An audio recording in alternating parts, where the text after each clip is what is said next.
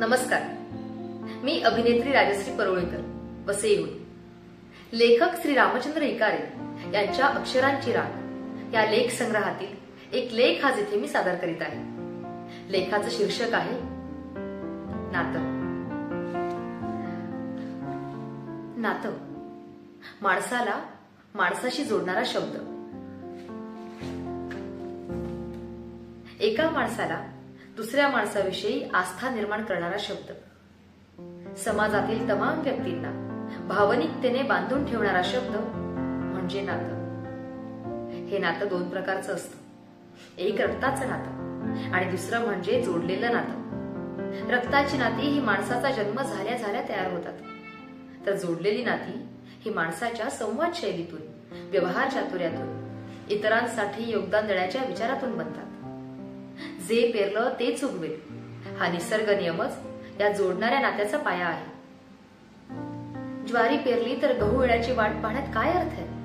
किंवा काय उगवेल हे कुणा ज्योतिषाला विचारण्याची काय गरज?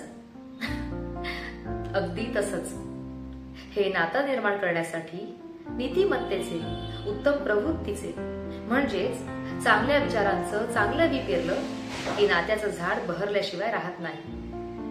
त्यातून निर्माण होणारी माणुसकीची सावली पुन्हा कित्येक पिढ्यांना आदर्शवत ठरते. अशा वेळी माणुसकी या शब्दासमोर प्रश्नचिन्ह लिहिण्याची वेळ येणार नाही, किंवा तसं धाडसही कुणी करणार नाही. नात्यांची आवश्यकता का या प्रश्नाचा विचार केल्यावर मिळणारं उत्तर म्हणजे माणूस हा भावनिक प्राणी आहे. घडणाऱ्या घडामोडींचे माणसाच्या मनात उमटणारे पडसाद मनात विविध विचार निर्माण करतात. मग ते दुःखाचं वावटळ असो की सुख सागराच्या उत्तुंग लाटा, या दोन्हीही भावना व्यक्त होण्यासाठी आसुसलेल्या असतात आणि त्या भावना व्यक्त होण्यासाठी वाट पाहत असतात एका निखळ स्वच्छ मनाची. जे मन आपल्या भावना विश्वासाने जाणून घेईल, त्या भावनांचा सच्चा वाटेकरी माणसाला हवा असतो आणि याच गरजेतून निर्माण होतं ते म्हणजे नातं. ही नातीच माणसाचा आधार बनतात. ही नाती माणसाचं सर्वस्व बनतात. जोडलेल्या नात्यांचा मोहर माणसाच्या मनात इतका बहरतो आणि मग आपण सहज बोलून जातो की रक्ताच्या नात्यापेक्षा जोडलेली नातीच बरी. ही एक सहज प्रतिक्रिया असते आलेल्या अनुभवांची. ही प्रतिक्रिया म्हणजे रक्ताच्या नात्यात निर्माण झालेल्या दुराव्याचं प्रतिबिंब होय. ही प्रतिक्रिया उमटण्याचं कारण म्हणजे नात्यातल्या वाढलेल्या अपेक्षा. हे अपेक्षांचं ओझं इतकं वाढतं की त्या ओझ्याखाली चांगली नातीही गुदमरून जातात. अपेक्षाभंग होतो आणि मग अशा प्रतिक्रिया उमटू लागतात.